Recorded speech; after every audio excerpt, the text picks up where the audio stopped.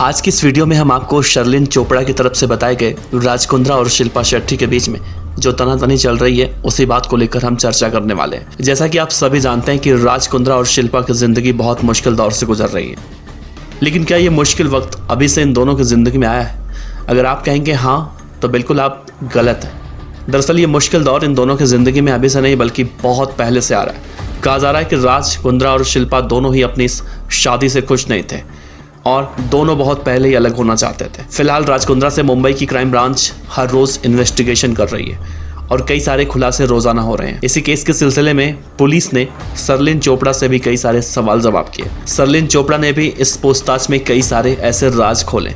शर्लिन चोपड़ा ने कहा कि किस तरह से 2019 में राज कुंद्रा ने उन पर फोर्स किया था और जबरदस्ती बिना उनकी इजाजत के किस करने लगे थे।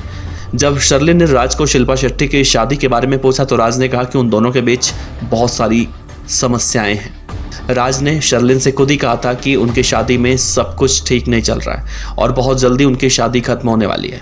राज ने यह भी कहा था कि जब वो और शिल्पा एक साथ होते थे तो राज कुंद्रा पूरी तरह से स्ट्रेस में होते थे और शिल्पा भी उनके साथ खुश नहीं रहती। मीडिया रिपोर्ट के मुताबिक 23 जुलाई को जब दोनों को एक दूसरे के सामने रखा गया, सवाल जवाब किए गए, तो शिल्पा ने राज कुंद्रा पर काफी सारे इल्जाम लगाए और राज को काफी खरी खोटी भी सुनाई और यही कहा गया कि शिल्पा शेट्टी ने राज कुंद्रा पर कई सारे आरोप लगाते हुए कहा कि उनकी वजह से उन्हें बहुत सारे प्रोजेक्ट से हाथ धोने पड़े और उन्हें फाइनेंशियल नुकसान भी उठाने पड़ रहे हैं और इन सब से हटके उनकी इमेज पूरे इंडस्ट्री में राज कुंद्रा की वजह से खराब हो रही है।